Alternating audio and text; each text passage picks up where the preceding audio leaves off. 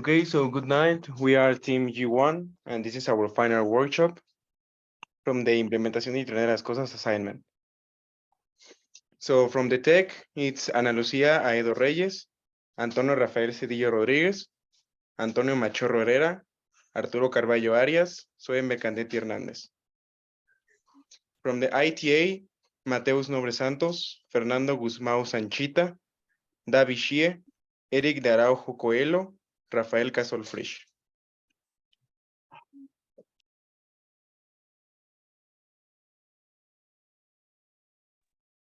So the problem description, according to the USGS, with increasing global surface temperature, the possibility of more drops and increasing intensity of storms will likely occur.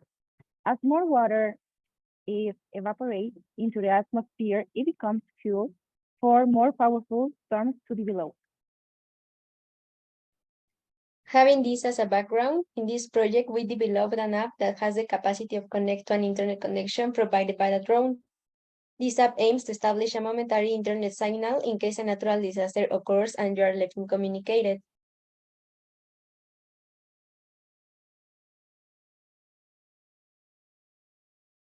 Okay, so also another problem that we identify in this project is that when a natural disaster occurs, all the communication is out. I mean, when you want to contact your friends or your family, it's like most difficult thing because all the area is like out for communication, and this is why we implement like this project to have a solution of this. In order to solve this problem situation, we started with the analysis of requirements. First, we created some user stories in order to analyze which functional requirements were necessary for the application. We started with these ones. As a flood survivor, I want the system to be able to pinpoint my location and severity of my situation and send a message to the Crisis Management Center so that the help team can send a team that can help me and the ones around me accordingly.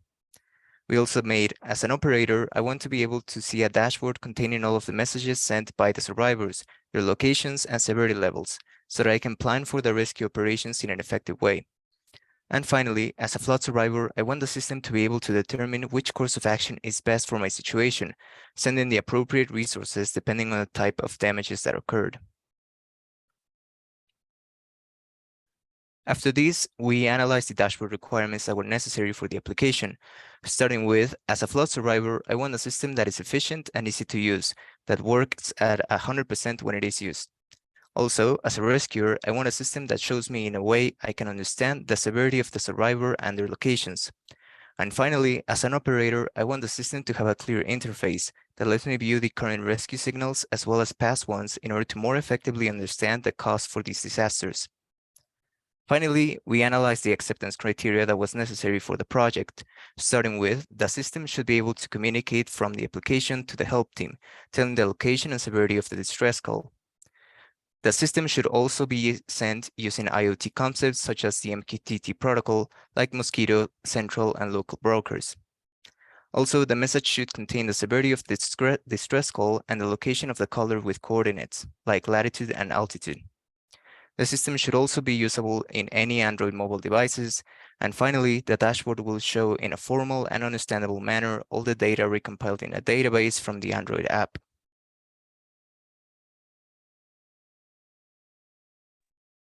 Okay, so we made empathy math here. We use a user persona. Here's our user persona, Mateo Garcia. His data, age, status, education, occupation, income, location, and devices. This was made to understand better the people we want to help with our project. Here's, of course, our psychography, end goals, and a scenario. This is essentially used to give us a context about who are we going to help and to model our work for this kind of people. Now we have the empathy map, which is based on an end user that is affected by a disaster. So this end user says, I want to help myself or someone from a disaster. I need to get help from a disaster, or I need to be prepared for a disaster. Then he does with the app, he opens the Python client, he puts the IP address and port, he connects to the Mosquitto broker, he selects the severity, and updates the data to SQL or Grafana. Then he thinks that he needs to get saved or get helped. He has the desire to know or to get to their loved ones, and has a desire to get to a safe place.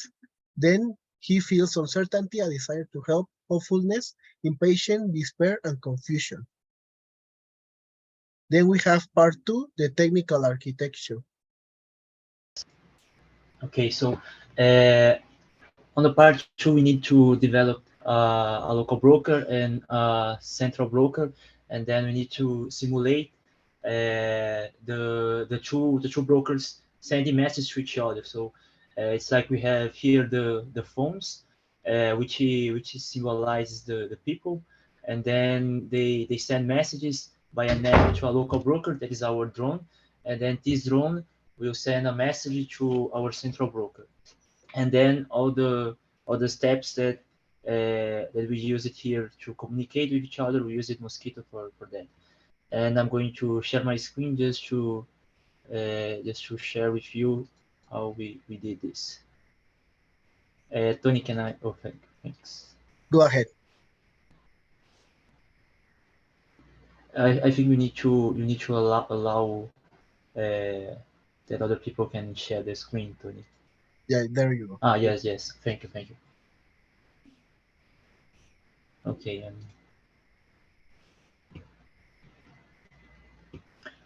Okay, I'm going to show here.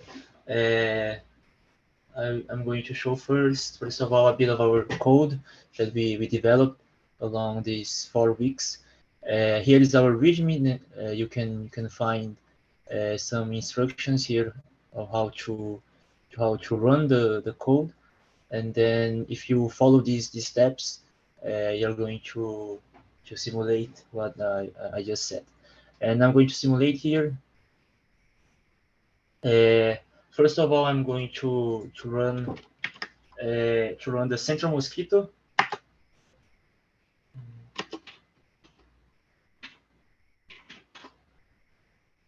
Okay, it's running, and then I'm going to run the local Mosquitto. Yes, it's running too, and then just to simulate the communication between the two brokers, we created two files here, which are mqtt publish.py and .py and mqtt subscriber.py. And then I'm going to run them just to simulate one communicating to each other. Publish.py will simulate the communication, the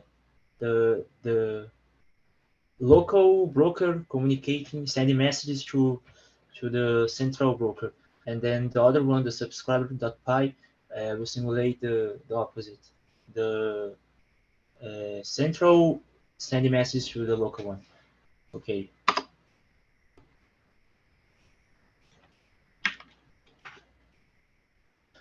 Here we can see that the information we are sending is just an information about the temperature of the user, and then we can see here that the central is sending and receiving the messages. So we can simulate with this code here, which is the step 2, and which Mateus, our other member of the group, already showed in a video. And now about the step 3, we needed to put our central broker into cloud. So we did this on a virtual machine, and then our local broker we run locally, and then we need to simulate this again, and I'm going to show that here. Just before I simulate that, let me just show about the code. Okay, here we have another README about the step 3, which if you follow, you're going to be able to simulate the step 3. And the two main files here are the publish and the subscribe also, which they do the same as the step 2. They simulate the exchanging messages between the central broker, which is on the cloud, and the local broker, which is running locally on my computer. Okay, I'm going to run the Python publish.py just to simulate publishing messages. And then the other one, yes, this one is receiving our message, and then this one is sending the message. And another thing we needed to do on step 3 was to connect all the messages that we received from the central broker into a local database, and we used MySQL to do that. So we stored all the data, all the information about the severity of the information, about the location, which is divided into latitude and longitude, and about the delay time between the response and the send message. And then we got all the info, and then we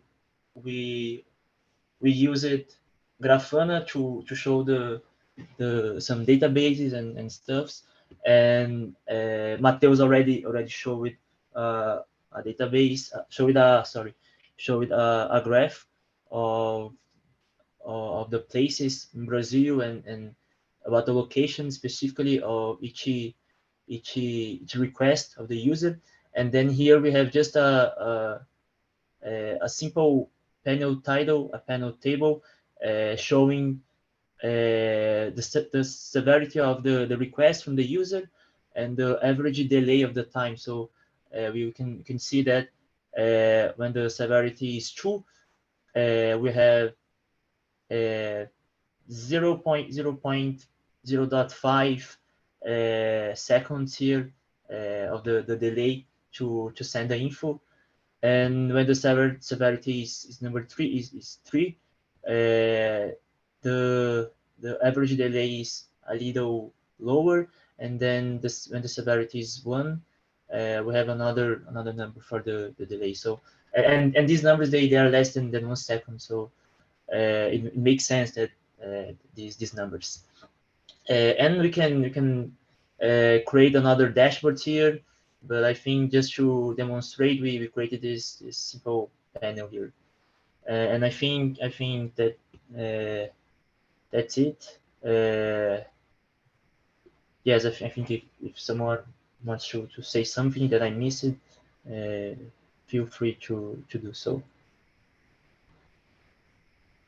No, so we'll go on through step 3, part 3 of the presentation is the solution configuration. So the requirements, you must have the Python language installed, the Python ID installed with the PAHO MQTT and TK libraries, also the SQL connector library. You must have a virtual machine that needs to be Ubuntu. You could get it from Azure, a Microsoft service. You have to have like Mosquito installed in the Ubuntu virtual machine. You have to have MySQL installed in the Ubuntu machine, and you have to have installed Node-RED and Grafana installed in the Ubuntu machine to make the connections. So we'll be showing a system demo about our application. So I'll change screen.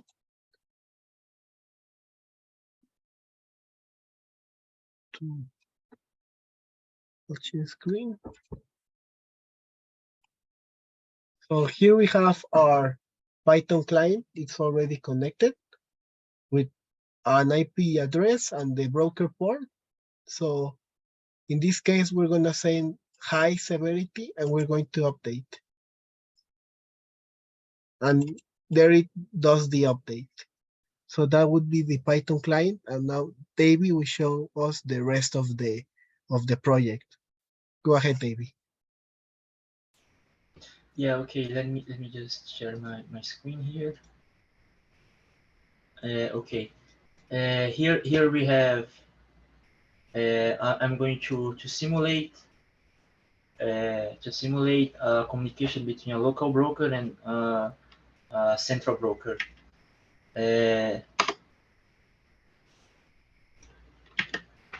So as we can see here, sorry.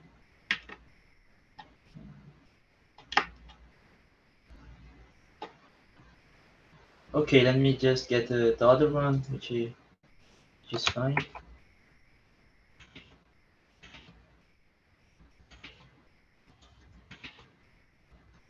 Yeah, okay. Here I am going to simulate a central mosquito. And then here I am going to simulate a local mosquito. And then I'm going to those two terminals here were just to run the two brokers, and then now I'm going to simulate a communication between one and another.